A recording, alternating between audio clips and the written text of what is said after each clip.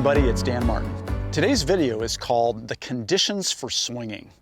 There are a couple non-negotiables that you have to be able to do to be able to get yourself able to actually swing a golf club.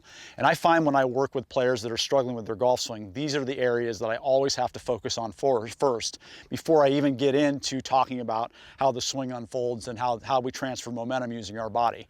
So listen closely on these ones. Make sure that you can check this off your list for self-improvement, because if you get these things down, you're going to be able to progress and really learn how to make a nice motion. All right, so the first one is in your setup. Now, obviously grip, aim, stance, and posture are really important things, but there's something that's very important that tends to happen to players that are struggling in their golf swing. And this is your first condition for swinging. Condition number one is, are you actually balanced when you set up? When you get set up to the golf ball, you don't want to be on your toes, you don't want to be on your heels, you want to be nicely centered between your feet. I find that most people that struggle are either too on their heels or too on their toes, too far from the ball and reaching. There's something going on there in their balance that's putting them behind the 8-ball right out of the get-go. And here's why that's so important. Because anytime your nervous system senses you're off balance, your body goes into brain protection mode. It tightens up and it tries to keep itself from falling. And so that's a very good thing for our survival system, because if we're walking and we trip, we want our muscles to tighten up and so we can catch ourselves so our head doesn't hit the ground.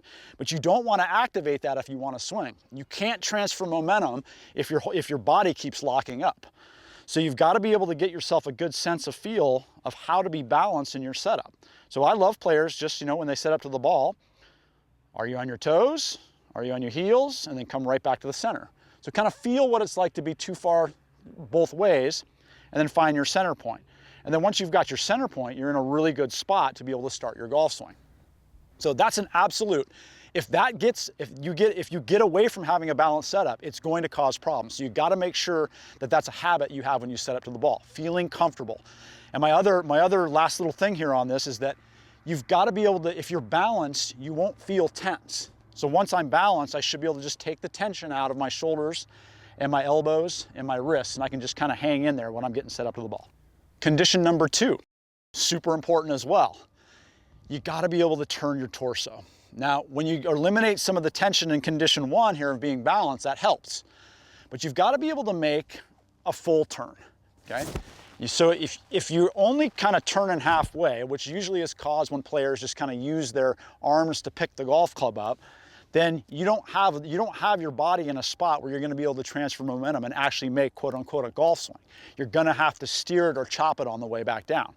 So it's really important to really understand the feeling of making a full turn.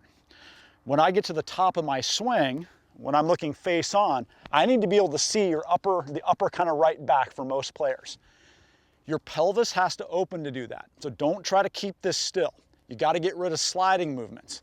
You got to be able to just make a nice big rotation, and so you can get to where I can see that upper right of my upper right lat back there, okay, or upper right behind the lat.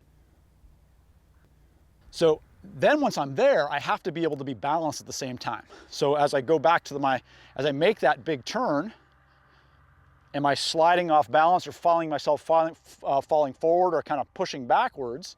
More forward. This is more common, if anything, falling into it.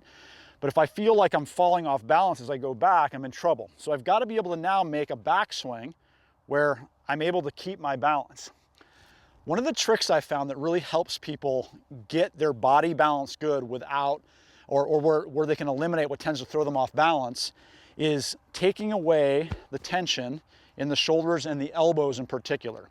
I love players to actually keep their lead elbow slightly flexed. That doesn't mean I want it to collapse and I want the golf swing to look really funny, but if you can keep the tension out of your shoulder and your elbow as you turn back, you really have to start to feel how the center of your body works to make a turn.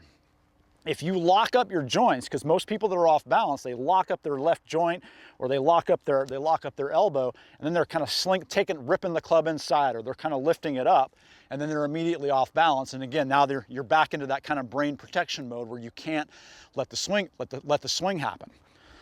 So going back slowly one more time here, I want to feel like my elbows stay soft as I turn, and that allows me to really get the feeling of a nice big turn, and also get my body and my arms in a space where they can really transfer momentum from the movement of the swing. So those two conditions are absolutely crucial in learning how to get yourself in a good spot to actually swing the golf club.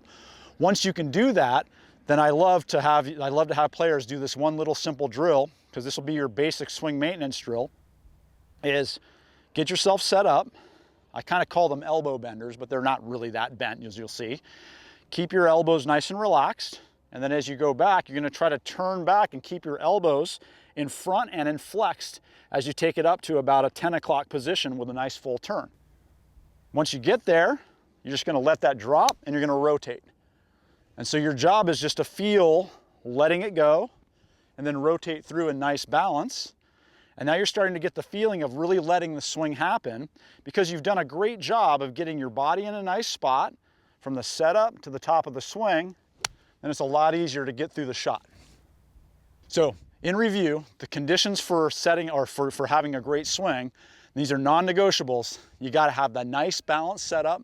You got to make a big turn and be able to keep balance at the turn and softness in your joints, and then you've got the chance to make a really good golf swing.